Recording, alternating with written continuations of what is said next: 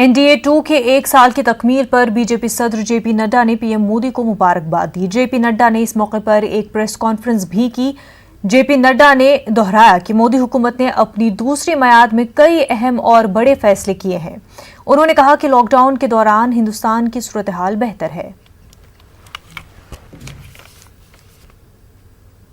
हमारी माताएं जो 3 तलाक के कारण बहुत तकलीफ में थी, दिक्कत में थी, उनकी चिंता प्रधानमंत्री जी ने की और जो ट्रिपल तलाक था उसको जो एक कुरीति थी उसको समाप्त करने का काम प्रधानमंत्री मोदी जी ने किया है।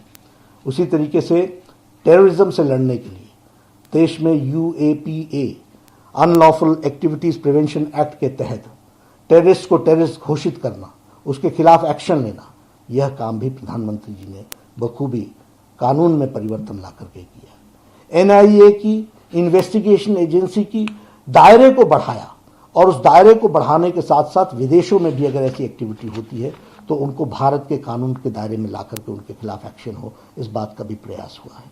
उसी तरीके से एक बहुत जिसको कहते हैं बोल्ड डिसीजन पॉक्सो का लिया गया, protection of children from sexual offence, उसमें डेथ पेनाल्टी का काम किया। यह जो समय गुजरा, यह अकॉम्प्लिशमेंट्स का, this has been a year of accomplishments and also we have faced unimaginable challenges also.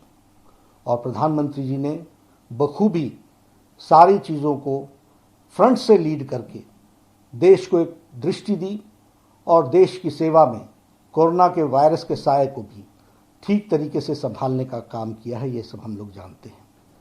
प्रधानमंत्री मोदी जी ने कोरोना की लड़ाई में जन भागीदारी, जन सहयोग, सबको साथ लेकर के चलना और उसके साथ साथ टाइमली एंड बोल्ड डिसीजंस लेना, ये मोदी जी की खासियत रही है। और इस कारण से हम ये भी देखते हैं कि जहां बड़े महाशक्तिशाली देश जो समस्याओं से घिर गए और वह भी अपने आप को कोरोना के सामने असहाय मानते हैं, वहां भारत देश ने कोरोना की लड़ाई इस प्रकार से लड़ी और इस तरीके से उस काम को संभाला। वह दूरदृष्टि थी प्रधानमंत्री जी की, जिसने समय पर लॉकडाउन किया और लॉकडाउन के कारण आज भारत की स्थिति संभली हुई परिस्थिति में हम सबको देखने को मिलती है। तो यह भी हम लोगों ने देखा है।